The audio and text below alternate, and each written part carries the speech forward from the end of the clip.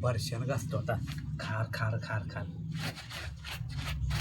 त्याशिवाय निघणार नाही. निर्मा एवढा आत गेला ह्याच्या काय सांगू. कपड्याला पण एवढा निर्मा लागतला. नमस्कार मित्रांनो, श्री स्वामी समर्थ. स्वागत आहे तुमचं नवीन ब्लॉगमध्ये. आज तारीख आहे 31 मे 2026. आत्ता मला ही बाहुलं धुवायची येते. म्हणजे आपली शोची घरातली बाहुलं आहेत का नाही, वैता आणून टाकली ती आत्ता. ही मला आता एकदम अशी चकचकीत करणार आहे मी यांना धुवून. ही बघ किती घाण झाली, पाक मळले आहे का. मागणं हे ते सगळं मळलं, अजिबात हे दिसेना. हे बा सगळं घाण बिन बसले. आता ह्याला चकाचक असं धुवून काढायचं आहे मला.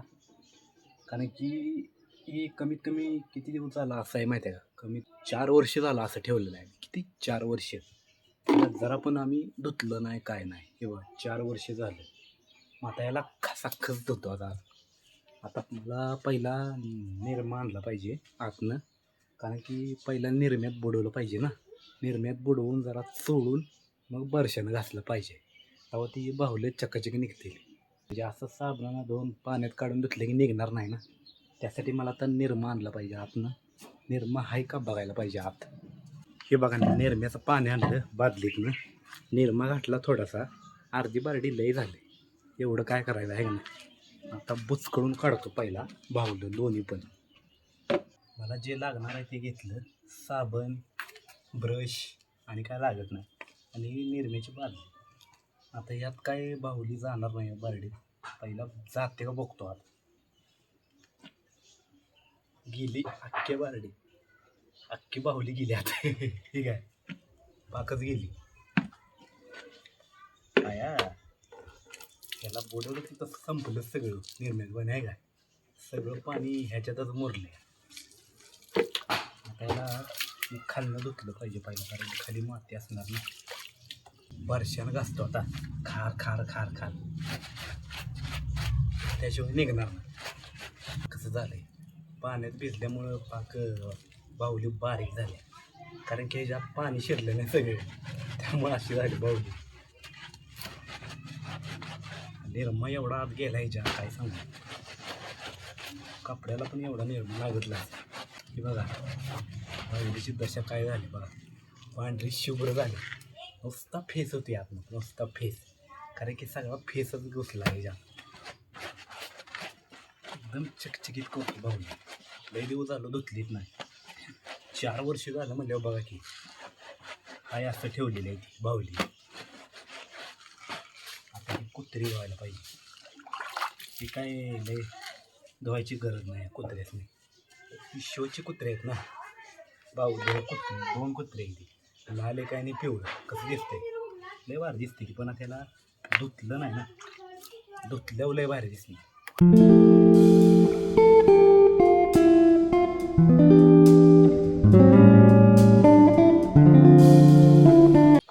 तेव्हा घाण कशी निघते, हाय सगळा रॅडच निघतोय. लय बेकार. त्या बाहुल्या काय आम्ही नाही घेतलेल्या, म्हणजे कोणी तर आम्हाला दिलेलं ना. म्हणजे कोणतरी होतं, पण मला आठवणं कोणी दिल्या त्या. पण दिलेल्या आहे त्या बाहुल्या. आम्ही काय स्वतः घेतलेलं नाही ते 4 वर्षापूर्वी.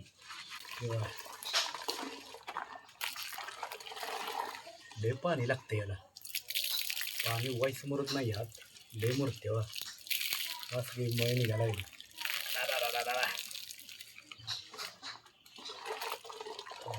पाणी 2 बारड्या लागते काय, याला कळलं नाही.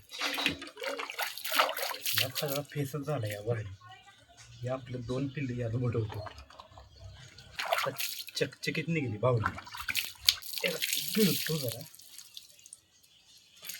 पाणी लय मुरतं यात, काय आहे सगळं कापूस आहे ना, त्याच्यामुळं पाणी मुरते लय.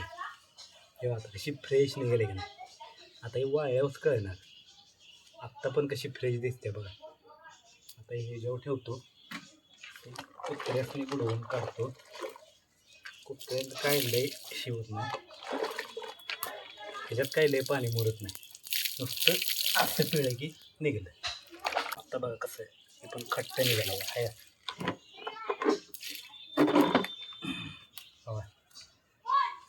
तर कसे चकचकीत निघालं बघा हे 2 कुत्रे, हे बाहुलन कुत्रे. आता वाळत टाकतो, संध्याकाळपातूर वाळण, संध्याकाळपातूर तर वाळेल नाही तर उद्या वाळेल. ही काय वाळेल ह्याची काय गॅरंटी नाही, कारण की ही झाड असल्यामुळं लवकर वाळणार नाही. हो बाहुला कसा आहे किच किच किच किच किच. आता ही वाळत टाकतो, एक एक एक एक कुठं वाळत टाकू. एक काम करतो, ह्याच्यावर ठेवतो असं, ठीक आहे. वर ठेवलं का नाही व्यवस्थित वाळेल ना.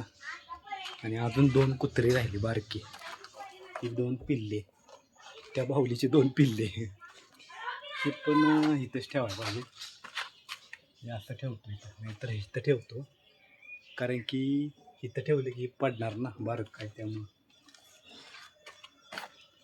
मला वाटते संध्याकाळपत्र वाळेल, कारण की ऊनच एवढं कडक आहे. आणि लोखंडाला हात लावलं तर कसला चटका बसतोय, एवढं कडक ऊन आहे.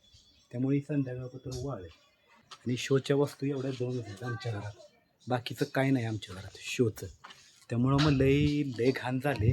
आत्ता बघितलं, म्हणलं लय दिवस झालं धुतलं नाही, ह्याला आज धुवूनच काढतो म्हणलं बाहुलीला खसा खसा. चला मित्रांनो, हा माझा ब्लॉग व्हिडिओ आवडल्यास सबस्क्राईब करा, लाईक करा. चला आता आपण भेटूया पुढच्या ब्लॉगमध्ये.